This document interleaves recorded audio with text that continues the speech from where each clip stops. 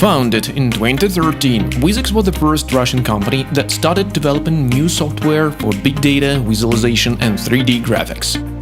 In 2021, Vizex holds a leading position in Russia's data visualization market.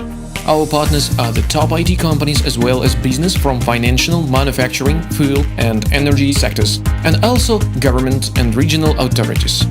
Together we do projects that are making a difference in the quality of people's working life. The key activities of the company include EdTech, development and support of info visualization system and software development in general.